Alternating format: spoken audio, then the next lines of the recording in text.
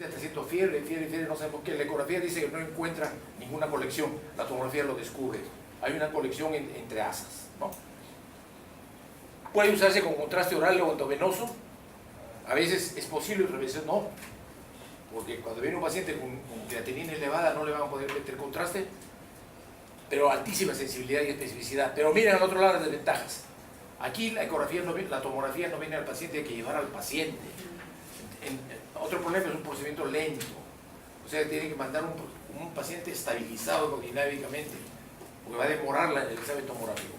Y su costo es diferente, pues, ¿no? Por eso no se puede abusar de las tomografías. Hay que solicitarla cuando sea conveniente. Ahora hay un abuso de la solicitud de tomografías. Pero ojo, una tomografía es el equivalente más o menos a 200 placas radiográficas o más que se le disparan a un paciente, una tras de otra, así que no se puede estar jugando con la tomografía la siguiente. Ahí tienen ejemplos de tomografías, ¿no?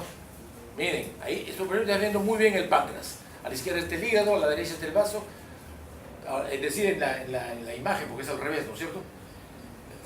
En la pantalla está viendo el hígado a la izquierda, pero es al revés. Abajo están los riñones y miren, ahí está el páncreas, ¿no? La siguiente. La siguiente. Otra vez también un páncreas, siguiente. Páncreas con una cola distorsionada ya y bordes fenestriados. La siguiente. Ahí lo ven, ustedes no ven muy bien, pero ese páncreas tiene una coloración diferente, más oscura por partes. Es una necrosis pancreática. La siguiente. Esto está peor, es una necrosis total del páncreas. Pancreatitis aguda severa. La siguiente. ¿No? Miren esa imagen enorme. Una colección grande delante del páncreas. ¿Es un gran absceso pancreático o es un pseudoquiste de páncreas? ¿No? Esto, la tomografía, es irreemplazable. La ecografía les puede decir que hay un bulto ahí, pero no tan, con esta belleza de imagen. La siguiente. Bien, aquí no van a ver nada, pero ahí se está viendo una masa en el fusilaje derecha y más abajo ven la misma masa con una imagen hiperdensa dentro, ¿no es cierto? ¿Lo están viendo? Ya, esa es una masa penticular con coprolito en el contenido. La siguiente. Trauma. Miren, a la izquierda un tremendo hematoma intraparenquimal hepático, a la derecha un hígado partido casi en dos. La siguiente. Entonces, ¿tiene su sitio la tomografía? Claro que sí, pero hay que hacerlo, hay que solicitarla con racionalidad. Y luego el último elemento de diagnóstico que nos queda cuando ya no tenemos nada más que hacer, ya no tenemos más pruebas de diagnóstico, es la laparoscopía. Antes era la laparotomía diagnóstica y se abría un montón de pacientes por alturas, ¿no? Y se llamaba laparotomía en blanco, cuando no se encontraba nada. Ahora nos queda la herramienta de la laparoscopía antes de abrir un paciente por laparotomía. La laparoscopía incluso puede solucionar el problema y también volverse terapéutico, ¿no es cierto? La siguiente. Ahí están todas las ventajas a la derecha de la laparoscopía, que ustedes la conocen de sobra. La siguiente. Este cuadrito les está mostrando a ustedes causas de dolor abdominal en relación con la edad.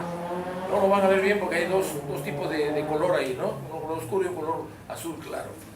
Por encima de 50 años, por debajo de 50 años, ustedes ya con calma miren qué enfermedades están más frecuentemente por encima de 50 años y qué otras están por debajo de 50. Vean, por ejemplo, la apendicitis abajo, ¿no? La apendicitis abajo, van a ver ustedes que la franja más larga es por debajo de 50 años, ¿no es cierto?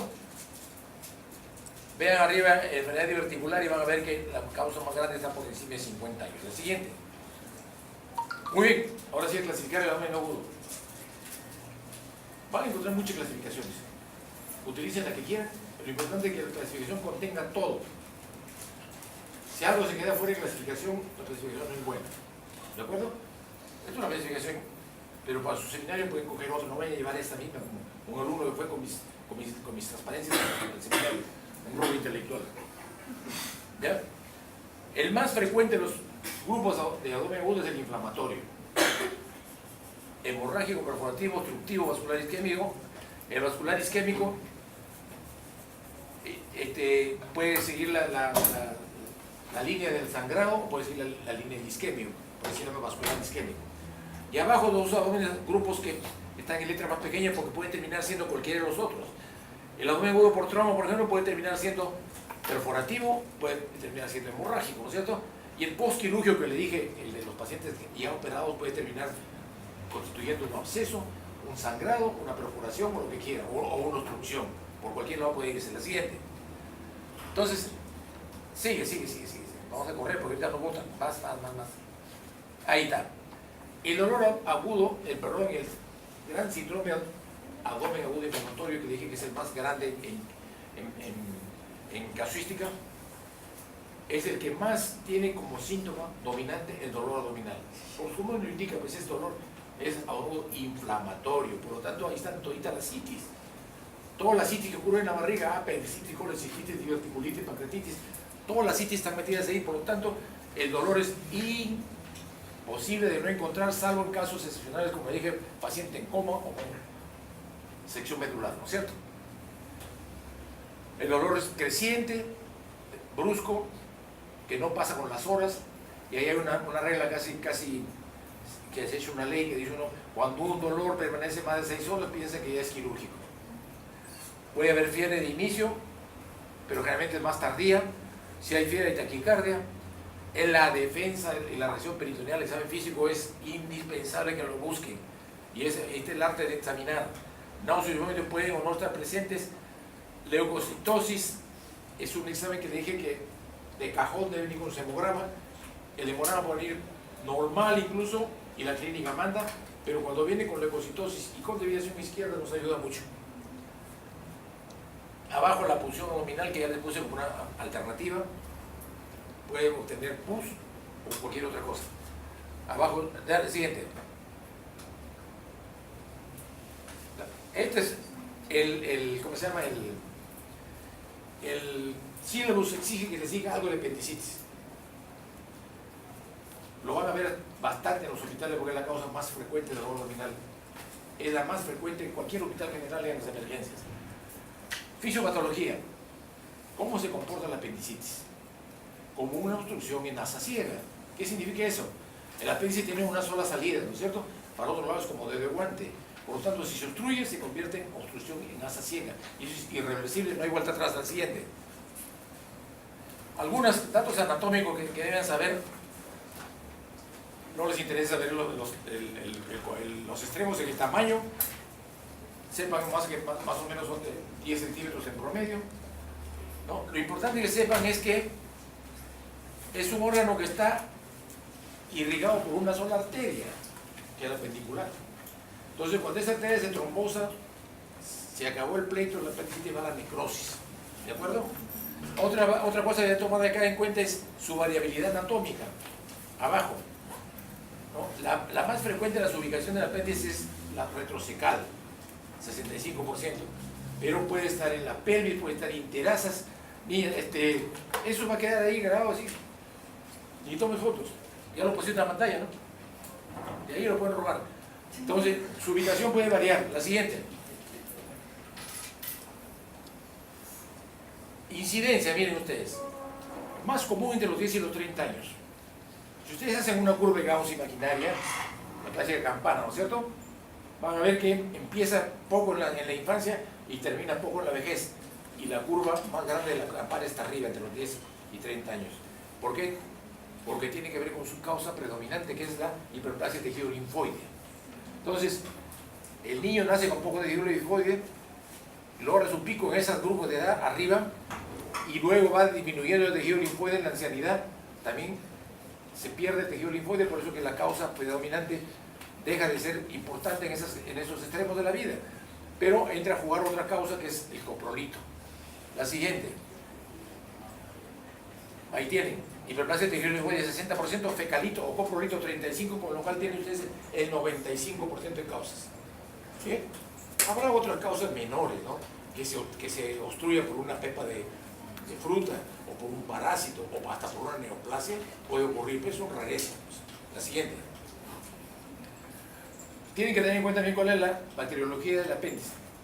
El apéndice, como su nombre lo indica, es apéndice cecal, por lo tanto es parte del colon, y por lo tanto la flora predominante es la misma del colon. Es decir, anaerobios gram negativos, aerobios gram negativos y anaerobios. ¿Ya? Esa es la predominancia. Y de las cepas anaerobias, que es la mayor parte, arriba no se ve en la letra, pero está el Bacteroides fragilis, está en rojito. Y de las cepas aerobias gram negativas abajo, la más frecuente, como en todo el tubo digestivo, es el Escherichia coli. ¿Por qué les pongo esta bacteriología? Porque de ahí se cogen los antibióticos para cubrir el problema appendicular. La siguiente. Miren, ahí tienen la variedad anatómica. Y así como varía la ubicación del apéndice con respecto al ciego, también varía la ubicación del ciego. Por lo tanto, el cuadro clínico appendicular puede ser de lo más variable posible. Claro, es muy bonito cuando viene el cuadro típico, ¿no? Dolor que se inicia en epigastrio y luego mide la fosa ilíaca derecha, se llama cronología de Murphy. Eso está presente más o menos en el 45% de casos. Los demás son atípicos. Y puede simular arriba una vesícula aguda incluso. Abajo, patología pélvica. Incluso puede haber situs inverso y miren ustedes, tener el apéndice en el lado izquierdo, ¿no? Entonces, toda esa variabilidad anatómica nos lleva a la confusión diagnóstica. La siguiente. Esta es una situación especial que le he puesto ahí. Mucha gente habla de apendicitis retrocecal como gran cosa, dicen, sobre todo los internos y los residentes nuevos. Encontrar una apendicitis retrocecal, ¿qué gracia tiene? Si esa es la mayor parte de posición. Esta es la variable importante. Cuando es retroperitoneal, es decir, está detrás del colon. Entonces, el operador entra y no encuentra nada en el abdomen. Hay que voltear el colon y la maldita está ubicada atrás. Esa sí es una variación importante, la retroperitoneal, la siguiente. Entonces, producir la obstrucción, como dije, no hay vuelta atrás, el apéndice va a ir en su primera etapa a una etapa llamada catarralo congestiva, que más o menos está en las 12 primeras horas. Si no se opera en ese lapso de tiempo, va a seguir a la siguiente etapa, que es la flemonosa o supurada, en la cual ya dentro del apéndice hay pus. No se ha perforado, no se ha reventado todavía, pero ya es un saco de pus, es una supurada. Y si persiste el cuadro, ya estamos hablando de 24 horas o más, ya hay necrosis. La necrosis puede ser focal o puede ser global. Y luego la necrosis, como ustedes entenderán, viene la perforación. Y la perforación sigue dos caminos. O va la peritonitis focal, en la cual el organismo se ha defendido, ya ha englobado el proceso, está focalizado, o va a la generalizada o difusa. La siguiente. ¿Esta clasificación tiene que ver o no tiene que ver con el manejo? Claro que sí. La primera y la segunda etapa se llaman no complicadas. La tercera y la cuarta etapa se llaman complicadas. Entonces, supurada y congestiva son no complicadas. Tratamiento antibiótico, sí, pero profiláctico nomás. Tratamiento quirúrgico, apendicectomía y punto. No hay nada más que hacer. En las complicadas, tratamiento antibiótico sí, pero completo, ¿no? Y si está localizado el proceso, apendicectomía sí, pero con drenaje, Penrose, ¿de acuerdo? Si se perforó y la peritonitis es difusa, lavado peritoneal. Entonces tiene mucho que ver la clasificación con el manejo.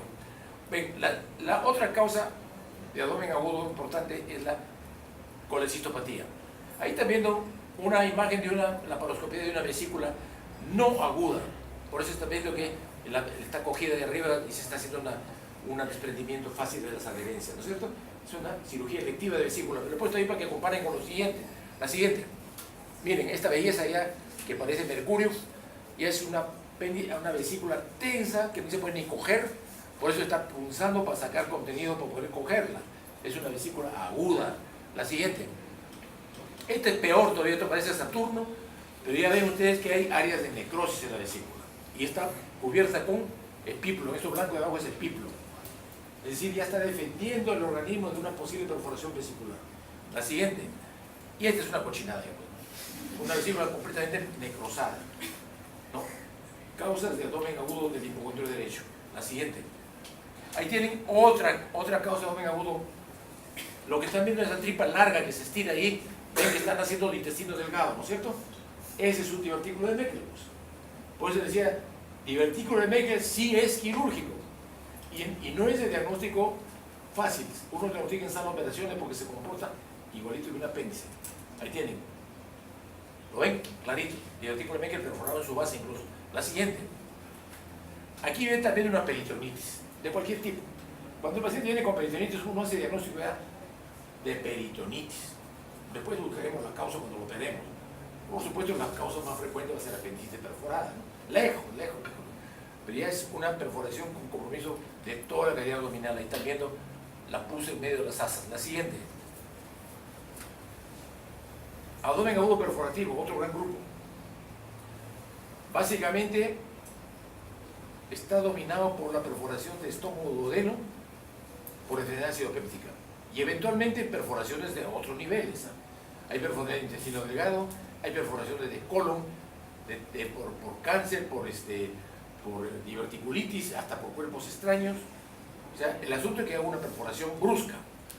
Una vez se puede perforar, pero no es el origen del problema. La vez se perfora después de una evolución prolongada, ¿no? O puede haber una vesícula que se perfore, claro que sí, pero puede pasar por todas etapas. Pero en este caso hablamos de perforaciones bruscas.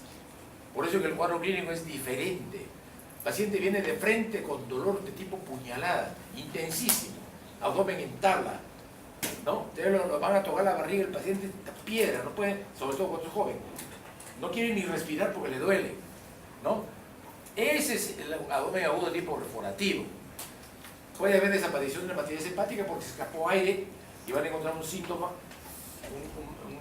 un signo muy interesante de, al percutir el hígado, va a encontrar que en lugar de ser mate va a ser timpánico, ¿no? Hay aire interpuesto ahí. Ese signo lo van a ver después, se llama signo de Joubert. Y el examen más interesante y más importante y más barato para esto es la placa de abdomen simple. Tiene un cuadro aparatoso como este, su plaquita de abdomen simple, aire libre debajo del diafragma, consumado el diagnóstico. Abdomen agudo por perforación de víscera hueca. Se acabó el pleito. No hay que ecografía ni tomografía, nada más. Suficiente. La siguiente. Ahí tiene todo lo que se puede perforar. La siguiente. Ahí tiene, míreme. Eso no es el MISTI. ¿Ven? Eso que está jalado entre hilos es una enorme perforación del estómago. La siguiente. La siguiente. Ahí tiene una perforación. No se ve lamentablemente, pues. Pero allí, entre las manos del cirujano también prácticamente es una explosión del colon. Es una explosión por perforación de enfermedad diverticular del colon izquierdo. Miren, ya ahí hay una peritonitis fecal. La siguiente. Otro abdomen agudo riquísimo, de repente de lo más rico para el diagnóstico es el abdomen agudo obstructivo. ¿Puede haber dolor? Sí, puede haber dolor, pero de repente no es dominante el dolor. El paciente puede venir quejándose de dolor cólico intermitente, ¿no? Sobre todo en las etapas iniciales del dolor. Puede acompañarse de distensión abdominal o no. Vamos a ver por qué. El paciente va a referir que ya no elimina gases y ya no hace deposición desde hace X tiempo. Todo eso va a tener que sacarlo del interrogatorio, ¿no es cierto? Mientras más largo es el periodo, ya esos síntomas se van poniendo de manifiesto. Ya no hace deposición y ya no elimina flatos. Más importante es que no elimine flatos. Al examen ustedes van a encontrar un abdomen distendido o no. Si está distendido va a ser timpánico. A la auscultación van a encontrar ruidos hidroaéreos en la edad inicial de lucha. Por eso es importante saber cómo son los ruidos normales. Ruidos de lucha, ruidos metálicos también se llaman, ¿no? Y otra vez, el examen fundamental para el diagnóstico es la radiografía de abdomen simple. La siguiente. Presencia de cicatriz operatorias en el examen nos sugiere ya que la causa será abdomen agudo obstructivo por bridas y adherencias. Y cuando ven ustedes en su seminario, de repente lo van a ver con más detalle, la causa más importante de abdomen agudo obstructivo a nivel del mar, o sea, en las ciudades de la costa, es bridas y adherencias. Pero si ustedes van a la sierra alta de nuestro país, Puno, Cusco, partes de Arequipa, ¿no? O sierra central, la primera causa de obstrucción intestinal es bólvulos sigmoides. Cambia radicalmente el panorama. Hernias es la segunda causa en el llano. Hernias, encarceradas o estranguladas. Vamos a ver, la siguiente. A la palpación pueden palpar tumores o pueden encontrar las hernias o los síntomas de irritación peritoneal. Ya les dijo la percusión y la auscultación, ya está todo claro. La siguiente. Estos pacientes van a tener un tratamiento inicial. ¿Por qué? Si ustedes tienen un paciente con apendicitis no complicada, llegan, lo diagnostican y lo programan y lo operan. Lo más rápido posible. Cuando llega un obstruido, no llega porque se obstruyó ahorita. Llega con varias horas, de veces días de estar obstruido. Por lo tanto, va a llegar un paciente seco, deshidratado, con retención nitrogenada, con tremendo tercer espacio donde ha secuestrado un montón de líquidos. Por lo tanto, el paciente va a necesitar una corrección del medio interno. Hay que hidratarlo, hay que hacerlo orinar, hay que mejorar su condición nitrogenada, que se normalice lo posible, hay que corregir sus líquidos y electrolitos, hay que corregir sus gases arteriales. Porque si no, la intención no lo va a recibir. Por supuesto, esto se tiene que hacer en horas, no en días, para ponerle en condición de entrar a las operaciones. La siguiente. Miren esa hermosa barriga, ¿no? Una señora con una, no se ve al otro lado se puede ver gran distensión de asas delgadas. La siguiente. Esta paciente, miren, tienen ustedes ahí una hermosa barriga y están viendo prácticamente la causa de la obstrucción, ¿no es cierto? Una hernia umbilical enorme, mira, enrojecida, y una cicatriz hacia abajo de cesárea, de histerectomía, ¿de qué será? ¿Vean? Ahí está la causa. En una de esas dos está la causa. La siguiente. Y miren lo que sale por la zona nasogástrica. Líquido verde petróleo. Esta paciente ya tiene todo. Vieron la placa, estaba al costado, se veían las asas dilatadas. La siguiente. Esta hermosura, ¿ves?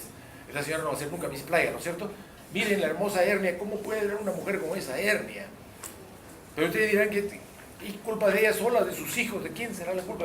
Así puede llegar a esa vulgaridad de hernia umbilical. La siguiente. O sinvergüenza que me llevó al hospital un día con una hernia inguinal. Cuadro obstructivo por una hernia inguinal en Lima, miren ustedes. ¿No? Como ven, ahí no hay pene, ¿no es cierto? Ahí hay un huequito por el que sale orina, ahí está un guante para recolectar orina. ¿Cuántos días o cuántos años tenía primeramente la hernia y cuánto había obstruido este señor? Cuando lo operamos tenía metido el colon, intestino delgado y vejiga, todo metido ahí, ¿no? Y después resultó que al final, después de todo, sí tenía pene. Pero esto es real de mi hospital. La siguiente. Miren, visto de perfil. La siguiente. Ahí tienen placas, no se cansan de ver placas con niveles cielo-aéreos. La siguiente. Esta es otra, no lo ven bien lamentablemente, pero este es un caso de una radiografía de contraste de estómago duodeno con un cuadro obstructivo. Están viendo algo a la izquierda, como un enorme huevo, ¿lo ven? ¿Lo ven? A la mano izquierda abajo. Lamentablemente no sé. Miren.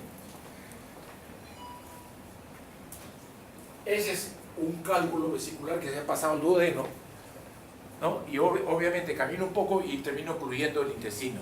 Otra causa de obstrucción intestinal por iliobiliar. La siguiente. La siguiente. Miren. Ese es un iliobiliar, obstrucción por cálculos vesiculares que migraron al colega por fístula colecisto duodenal. La siguiente. Más placas, no se cansa de ver placas, siguen. Esta sí la ven clarito. Imagen típica de pila de monedas, ¿no es cierto? Intestino delgado con unas estrías transversales que hacen la pila de monedas. Típico de intestino delgado, obstruido. La siguiente. Más pila de monedas. Más, siguen. A diferencia de esto, donde ven una tremenda burbuja aérea en el lado izquierdo del abdomen, es volúmenes sigmoides. La siguiente. Entonces, como habrán visto, con una placa abdominal se soluciona el problema. Pero yo dije, a veces no hay distensión abdominal. A veces la placa tampoco le va a mostrar esto. Es en las obstrucciones altas. O sea, mientras más alta es la obstrucción, no va a haber distensión, pues, ¿no? Los síntomas primarios van a ser náuseas y vómitos, ¿no? Por el suelo nasogástrico y todo se sale por acá. No hay lugar a que se distienda el abdomen, entonces no van a ver esto cuando las obstrucciones son altas. El siguiente grupo grande es el abdomen agudo traumáticos. ¿Cómo clasificamos el agudo traumático? ¿Tienen clase ustedes esta clasificación? No, entonces nos vemos hasta las 6. Entonces, la siguiente es el abdomen agudo traumático. Una clasificación: abierto o cerrado. El abierto puede ser por arma de fuego o por arma blanca. En arma blanca entra todo: cuchillo, verduguillo, estaca, hasta de todo, ¿no? Todo lo que quieran entra en arma blanca, ¿no? La siguiente. Claro, cuando viene una vulgaridad como esta, tú cualquiera hace el diagnóstico, ¿no es cierto? Abdomen agudo traumático abierto. En este caso, una mujer que está atravesada por un palo, ¿no? Esto lo hace cualquiera. La siguiente. O este paciente está atravesado por un palo de atrás para adelante. La siguiente. O este negrito que está atravesado por un palo, pero una cara de felicidad que parece que no tuviera nada. La siguiente. O esta explosión se veía en la época del terrorismo, ¿no? Todo eviscerado el paciente. La siguiente. O este no tiene pared abdominal prácticamente por explosión. La siguiente. Entonces, eso, el diagnóstico lo hace el portero, ¿no es cierto? El problema son estos pacientes. Abdomen agudo, traumático, por arma blanca, pero mire, solamente tiene el hueco del puñal o de lo que se haya sido. Ahí la cosa está todavía para diagnosticar. ¿Penetró o no penetró? Y si penetró, ¿dañó o no dañó un órgano importante que necesite tratamiento quirúrgico? La siguiente. Mire, entonces estos pacientes que tienen estas lesiones dudosas ya ameritan una evaluación más minuciosa, una observación a veces de horas, imágenes y todo lo demás para ver si el paciente está haciendo un síndrome peritoneal o está haciendo un síndrome hipovolémico. Si está haciendo un síndrome peritoneal es porque se lesionó víscera hueca. Si está haciendo un síndrome hipovolémico pues se lesionaron vasos u órganos sólidos. Entonces ahí hay que hacer el diagnóstico ya sindrómico. Abdomen agudo traumático, abierto o cerrado, con componente peritoneal o con componente hemorrágico. La siguiente. La siguiente. La laparoscopía ayuda, por supuesto, cuando tenemos muchas dudas, la laparoscopía ayuda a ver si, primero si hubo penetración de la pared completa, o sea, atravesó la pared, y luego si dañó vísceras, ¿no es cierto? Esa es una tablita que ustedes deben tener presente, que relaciona la pérdida de sangre con la necesidad de operar de urgencia. Miren, arriba, con 15% uno espera tranquilo, con 30% ya estamos poniéndonos en expectativa armada, con pérdida de 40 o más del 40%, los pacientes deben ser operados porque se van a chocar en cualquier momento o ya están chocados. La siguiente. La siguiente. Bien. Si el paciente nos viene con un síndrome abdomen agudo traumático que se nos va por el lado del sangrado, hay que tener en cuenta algunas cositas ahí. Evitar colapso cardiovascular, detectar sitios de hemorragia, cohibir hemorragias externas y mantener hipovolemia permisiva. Este concepto es importante. Puede venirse una pregunta de examen. ¿Qué es hipovolemia permisiva? No se trata de meterle sueros y sueros al paciente para lograrlo poner en condiciones de presión normal. Primero, ni siquiera sabemos cuál es su presión normal, no lo sabemos. Y si metemos demasiado volumen, ¿qué vamos a hacer? Vamos a desangrar más, ¿no es cierto? Vamos a aumentar la presión y va a sangrar más. Hipovolemia permisiva es esto de abajo, mantener una presión sistólica de 90 milímetros. ¿Ya? Pero no a costa de pasarle 20 litros de agua, porque al final lo que va a estar circulando es suelo fisiológico. Entonces, esto tiene que ver con lo que se llama estabilización del paciente, que de repente más adelante lo vamos a ver. Pero entienden el conceptito ese de hipovolemia permisiva. La siguiente. Miren, lesiones de hígado superficiales. La siguiente, van a ver un montón de fotos. Un hígado partido en dos ya. La siguiente. Un hígado con lesiones un poquito más profundas que la anterior. Sigan. Hígado, una lesión tan grande que ya no está en lesión vascular incluso. La siguiente. Ahí hay un hígado que se ha hecho un taponamiento con epíplo. La siguiente. ¿Por qué les he puesto estas imágenes ahí? Porque ahora hay el concepto del manejo no operatorio del trauma abdominal. ¿Qué significa manejo no operatorio? Que uno puede mantener una expectativa armada, sobre todo en trauma cerrado, y no operar al paciente a pesar de que haya, así como dicen los fiscales ahora, indicios o sospechas de que está sangrando adentro o ya sangró. Antes, cualquier indicio de sangrado era sala operación de corriendo. ¿Y qué pasaba? Que se operaban un montón de pacientes de manera innecesaria. Porque eran lesiones superficiales como la que vieron primero, que ya habían dejado de sangrar, ¿no? O operar a un paciente para hacer una hemostasia con el electrocauterio y una chamuscada de la lesión. A eso se operó, no vale la pena. Entonces, ahora el criterio del manejo no operatorio del trauma abdominal. Ahorita les voy a decir en qué consiste. Ahí hay algunos síntomas, miren ustedes, cuando el paciente se va por el lado del síndrome peritoneal, no del hemorrágico, sino del peritoneal, ¿no? Van a encontrar signos de irritación peritoneal, por supuesto. Y ahí abajo van a ver unos signos con nombre propio. El llover que les dije hace un ratito, que era desaparición de la matriz hepática, ¿no? Indica perforación de víscera hueca y aire interpuesto delante del hígado. Signo de llover. Más abajito ven el signo de Kerr y el signo de Pallas. Ahorita van a ver lo que significa, más adelante.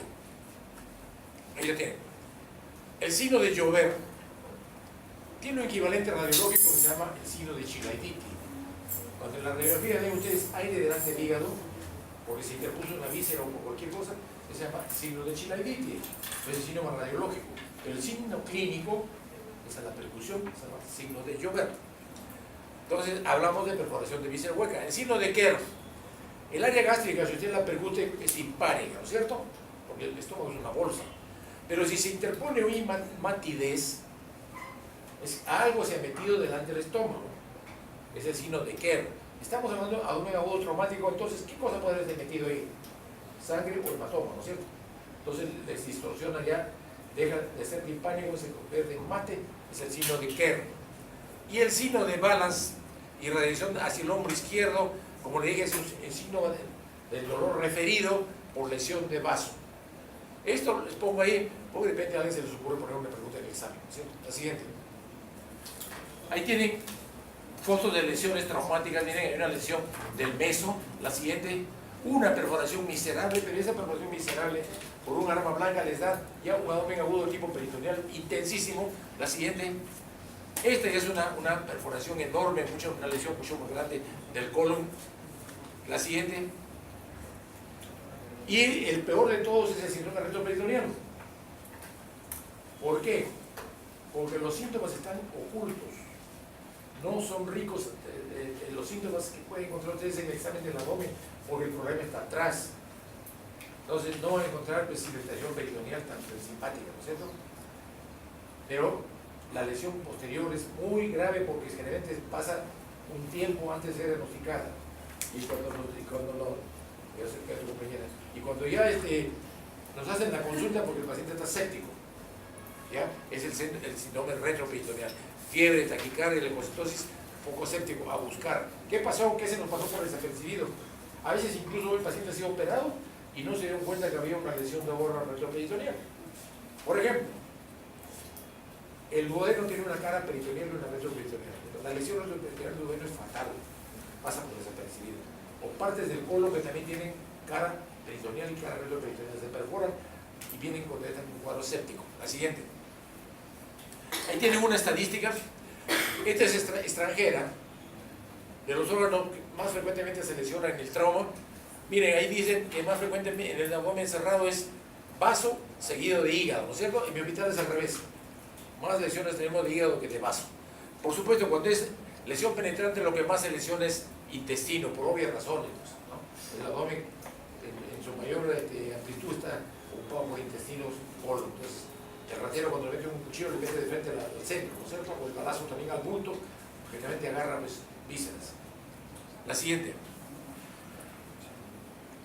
Para el diagnóstico de esos cuadros difíciles, no los aparatosos, tiene exploración física, exploración local de la herida, que vieron que estamos metiendo el dedo ahí, se infiltra un poquito con silocaína y se examina a ver si el dedo se va hasta la cavidad. Ya tenemos por lo menos un indicio de que puede haber